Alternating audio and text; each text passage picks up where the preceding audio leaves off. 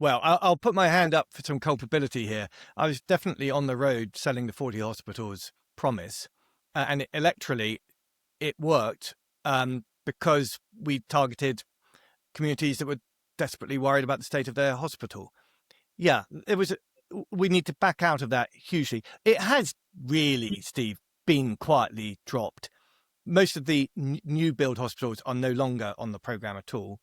Most of what's in the programme is really refurbishment. And the sums of money involved have come down tremendously.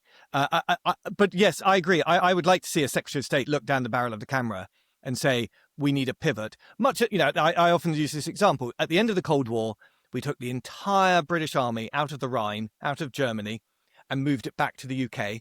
And we focused, instead of spending money on tanks, we went to special forces. It was very painful for the army. They had to get rid of regiments that they loved, and they fought it very, very much. We need that kind of seismic change in health.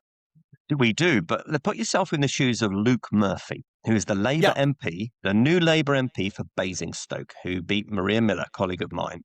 Now, Basingstoke is part of the same trust that my former constituency Winchester's in. It was promised a new hospital that was going to be in Dummer between Winchester and Basingstoke. If you're Mr. Murphy, sitting on a majority of 6,484, and you've promised your constituents in Basingstoke and the villages that they're going to get a new hospital from this new government that invests in the broken NHS, very hard for Luke Murphy to back out of this. Very hard for a health secretary who's got his eye on the prize and votes of Labour backbenchers to back out of this. So then again, politics comes into play, doesn't it? Well, it does. And we need to give Luke Murphy a new lexicon, a new political playbook that he can talk about the investment in health in his community that does not involve the word hospital and doesn't involve spending several £100 million doing it. Somehow we need to let him talk about vaccines and school food initiatives and things that sound not very sexy today, but need to be converted into meaningful political delivery.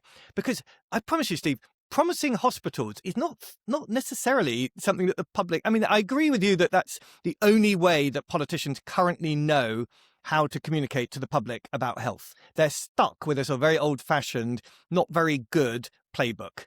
We need to modernize the political playbook. And that is an absolute key building block to the pivot to prevention. Well, Mr. Murphy, if you want to come on and talk about your new lexicon, then you're welcome to do so.